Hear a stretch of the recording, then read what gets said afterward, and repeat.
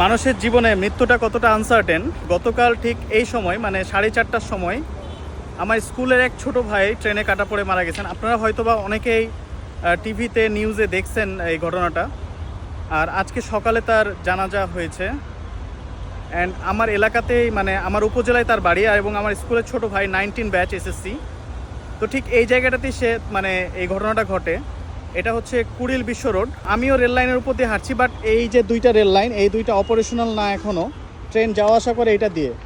So rail লাইনের সবসময় মানে দের ইজ এ রুলস যে রেল লাইনের 10 ফিট, মানে এখান থেকে এই পাশে 10 ফিট আর এখান থেকে ওই পাশে 10 ফিট, এই মানে 20 ফিট এরিয়া সবসময় 144 ধারা জারি থাকে। মানে you are not allowed to enter in this area.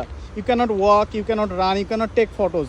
না, আপনি যদি খেয়াল করেন যে এখানে সবাই ছবি টবি তুলতেছে, বাট আজকে এই রেল লাইনের আশেপাশে কোনো কিছুই দেখা যাচ্ছে না। এই দিকে কেউ আজকে যাচ্ছে না। বাট আপনি যদি নর্মাল দিনে আসেন, ধরেন অ্যাক্সিডেন্টটা হয় নাই, এখানে অনেকে ছবি টবি তুলে, এই যে দেখেন মানে এই যে ট্রেনটা আসতেছে, আমি আপনাকে বলি, এই ট্রেনের ভিডিওটা করতেছিল হচ্ছে ইশতিয়াক। এখান থেকে সে ভিডিওটা করতেছিল, কিন্তু পিছন থেকে যে আরেকটা ট্রেন চলে আসছে সেটা খেয়াল করে না। এই ট্রেনটা যখন তাকে ক্রস করে যায় তখন ওই ট্রেনটা তাকে আঘাত করে, এবং ওই ট্রেনের হর্নও সে শুনতে পায় নাই। মানে মনে করছে যে আরও একটা ট্রেন চলে আসছে, এইভাবে অ্যাক্সিডেন্টটা হয়। আরেকটা জিনিস বলি, সেটা হচ্ছে এই জায়গাটা কেন এত ঝুঁকিপূর্ণ, এটা একটা কারণ আছে। আপনি দেখেন পিছনে একটা বাঁক আছে অ্যান্ড সামনে আরেকটা বাঁক আছে। তো এই দুইটা বাঁকের কারণে আসলে বোঝা যায় না যে ট্রেন কখন আসতেছে, মানে কিছুটা ভিজিবিলিটি ইস্যু থেকে যায়।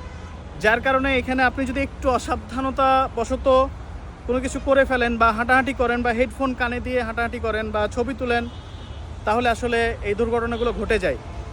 আর এখানেও ঠিক এমনটাই ঘটছে যে ও যখন ওই লাইনে দাঁড়িয়ে ঠিক এই জায়গাটাতে দাঁড়িয়ে ট্রেনের ভিডিও করছিল, ওই পাশ থেকে একটা ট্রেন আসছিল যেটা ভিডিও করছিল উইথ দ্য ভিউ অফ কৃষ্ণচূড়া, অ্যান্ড এই পাশ থেকে হঠাৎ করে যে একটা ট্রেন আসছে সে কিন্তু ওটা খেয়াল করে নাই।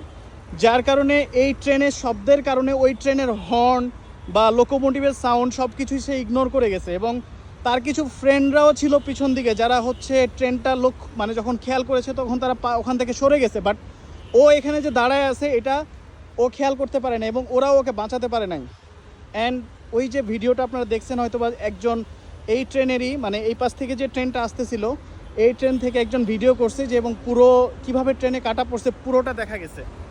মানে খুবই খুবই মর্মান্তিক। আরেকটা জিনিস হচ্ছে যে আমিও যেহেতু ভিডিও বানাই টুকটাক, আমি জানি যে আপনি যখন